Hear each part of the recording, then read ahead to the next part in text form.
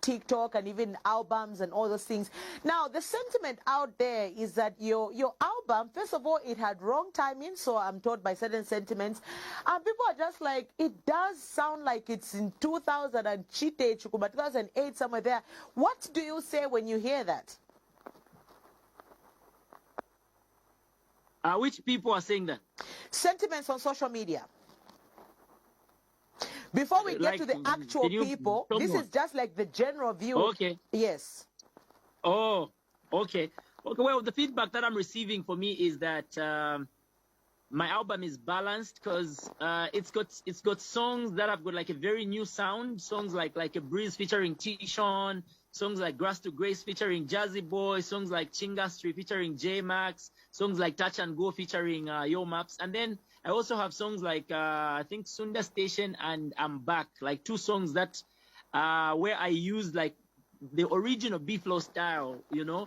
And my feedback, the feedback I was getting when I did albums like Voiceless Woman was that, oh, we missed that BFLOW. Why don't you give us like the tongue twisting? Why don't you give us those like dancehall beats and whatever? Yeah. So I think that we're just in a space where because of social media, it's easy for everyone to think that everyone should sound the same. Like everyone should sound like, if it's Yo Maps who's trending at that particular time, everyone should sound like Yo Maps. If it's yo, everyone wants like that particular sound, but it shouldn't work like that because at the end of the day, Zambian music also has an identity.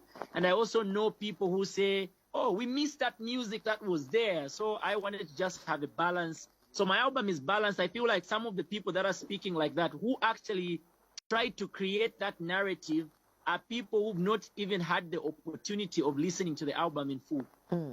Now let's talk about your timing. People are saying like you are being overshadowed by Modecaii. Of course, BFLOW, you're not the only artist that has released. I mean, some people are just like, that's disrespectful and everything. How do you feel really when people are making comparisons to you and Modecaii? Let's give an example of how I think Chela Tukuta was doing some subliminals when talking about your album. To be honest, maybe it might not be even your album, but I'm sure you've gotten these subliminal jabs or people talking about you know, your timing and comparing. I mean, Modecaii has been compared to certain artists, and to be honest, to be frank, because of the timing, you're actually one of them.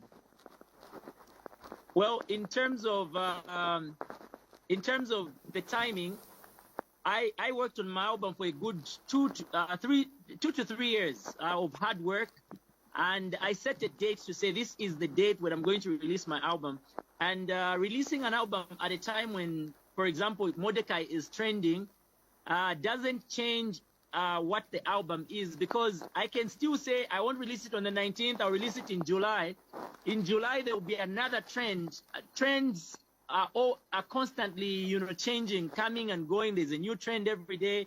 And if I keep postponing and saying, no, I'll do it another time, I'm not doing myself any justice, because at the end of the day, I have my own schedule and my fans had been waiting for an album. So for me, it's just releasing an album for my fans, and at the same time, we can coexist. So the same way I said, it's not like everyone should be sounding like one person. It's the same way I would say, it's not like because there's an artist here by the name of Modecaii, then the artist called Chile One should not exist, or the artist called Yo Maps should not exist. We can all exist because the cake is big for everyone to eat. And at the end of the day, we are all just adding ingredients to one big recipe, which is Zambian music.